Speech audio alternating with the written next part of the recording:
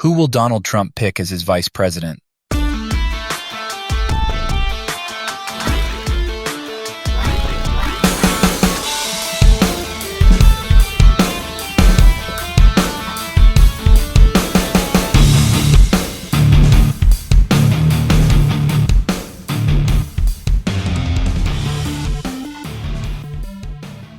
Donald Trump is the unofficial Republican presidential nominee. The party still must formally approve him at its convention this summer, and the competition to join his ticket has been heating up.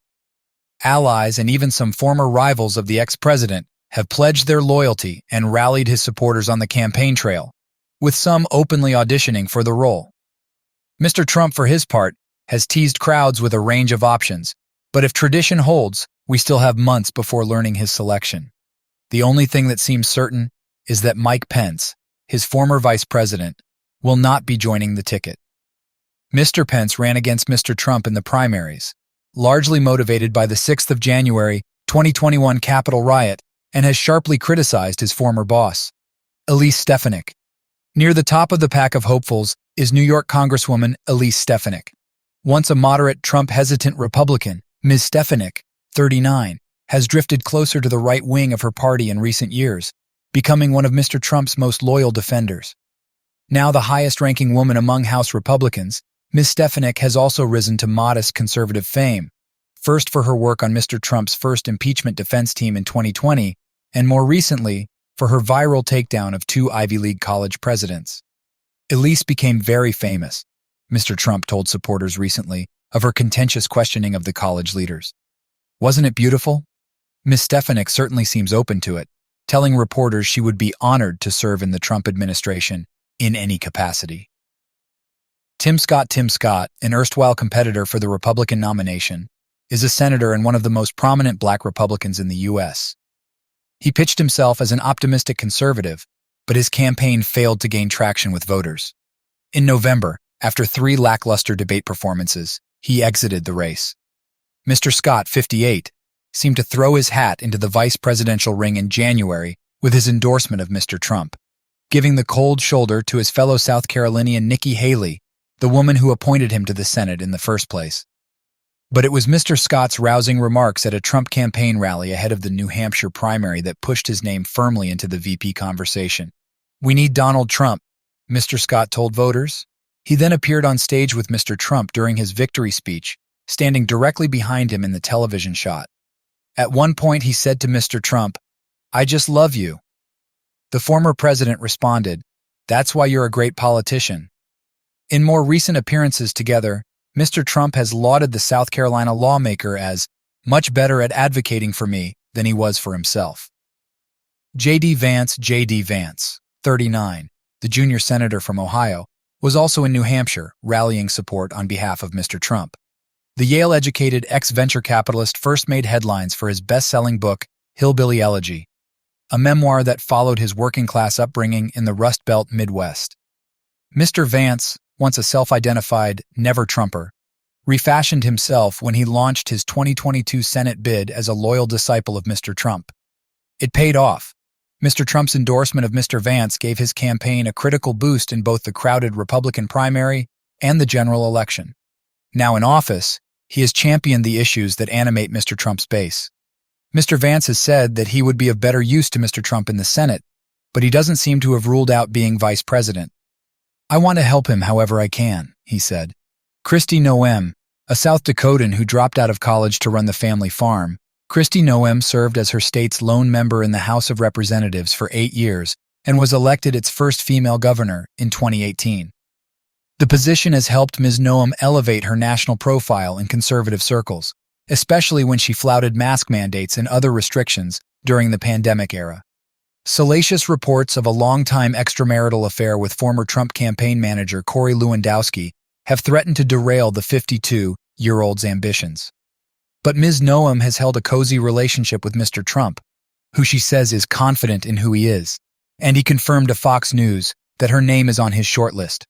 Senator Marco Rubio. One of the biggest surprises on the rumored list is the Florida Senator Mr. Trump derisively dubbed Little Marco during the 2016 presidential campaign. In the primaries that year, Senator Rubio had joked about Mr. Trump having small hands, which stoked Mr. Trump's ire. But since that election, the two men worked together, and Mr. Rubio endorsed Mr. Trump early on in this primary season. The son of Cuban immigrants, he could help win over the Latino vote. And with his history in the party, he was also floated as a potential running mate to the 2012 Republican nominee Mitt Romney. He could solidify the support of mainstream Republicans. There is an obstacle to him being picked: his home address. Under the U.S. Constitution, a vice presidential candidate cannot reside in the same state as the presidential candidate. Both men live in Florida. Katie Britt. The first-term senator from Alabama appeared to audition for vice president in giving the Republican response to President Joe Biden's State of the Union this year. While the speech delivered from her kitchen drew criticism, even from conservatives, Mr. Trump was reported to have been happy with her address, where she spoke about immigration and economics. Since her arrival in Washington, D.C., Ms. Britt has taken a position on the powerful Senate Appropriations Committee and worked as a key fundraiser for more senior colleagues. Among Democrats, she has won some approval by working on a bipartisan bill prohibiting children under 13 from using social media and visiting John Fetterman when the Pennsylvania senator checked into hospital to seek treatment for depression. She is not a natural ally for Mr. Trump, though. She was the last member of Alabama's congressional delegation to endorse the 77-year-old in December, and observers note that her political views have been more temperate than his. Byron Donalds, 45, is another fresh face on the national scene, and one who has helped raise the profile of black conservatism. Born in New York to a single mother, Mr. Donalds worked in banking, insurance, and finance before entering local politics in Florida in 2012. After 4 years in the Florida House of Representatives, he has served since 2020 in the U.S. House, representing the right-wing flank of his party in Washington. Asked in November if he would accept the role of vice president in a second Trump term, the congressman said, "I mean, who wouldn't?" Tulsi Gabbard. The first-ever Hindu member of the U.S. Congress, former Hawaii Congresswoman Tulsi Gabbard, may be the biggest dark horse on Mr. Trump's shortlist. A decade ago, the Iraq War veteran and U.S. Army reservist served as vice chairwoman of the Democratic National Committee before resigning to endorse Bernie Sanders' 2016 presidential campaign. Her time in Congress, from 2013 to 2021, was marked by frequent criticisms of the Obama administration and U.S. military interventionism, including a controversial decision to meet with Syrian leader Bashar al-Assad. She ran in the 2020 Democratic presidential primary, with her most notable moment being a fierce critique of Kamala Harris, now the vice president, over her past as a prosecutor in California. Ms. Gabbard, 42, was the last to drop out of that race, endorsing Joe Biden. But she has since taken on several conservative positions, beefed up her contributions to Fox News, and announced in 2022 that she was leaving the Democratic Party.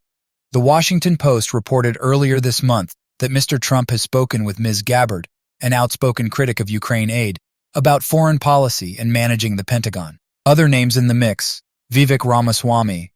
A biotech entrepreneur with no previous political experience, Vivek Ramaswamy impressed Trump fans during his 2024 presidential bid with his sure-footed rhetoric, bold policy agenda, and youth. When dropping out of the primaries, Mr. Ramaswamy gave his full backing to Mr. Trump and was seen as a vice presidential contender. But recently, the former president has indicated that he has been scratched from the list of potential running mates. Ron DeSantis. After romping to re-election as Florida governor in the 2022 midterm elections, Mr. DeSantis was pegged as the conservative leader who could carry Mr. Trump's movement forward. But his lackluster presidential campaign crashed and burned in January, though a cheerless endorsement of his chief rival opened the door for the two to mend fences again. Nikki Haley. Several of Mr. Trump's allies have suggested that a presidential ticket that includes his former UN ambassador could help him win over the suburban female voters uncomfortable with voting for him. But Ms. Haley's decision to remain in the primary, despite losing every contest, has visibly irked Mr. Trump in recent weeks. Kari Lake, the former TV anchor, tethered herself to Mr. Trump's unfounded claims of 2020 election fraud and ran unsuccessfully for Arizona governor in 2022.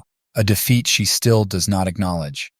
Ms. Lake's charisma has won her many admirers in the Trump camp, but she is currently favored to win the Republican nomination in this year's U.S. Senate race in Arizona. Sarah Huckabee Sanders, serving as Mr. Trump's White House press secretary for 2 years, boosted this second-generation politician to the governorship of Arkansas. Ms. Sanders endorsed Mr. Trump's re-election somewhat belatedly, but has said being governor is one of the best jobs I could ever ask for, and I hope I get to do it for the next 7 years.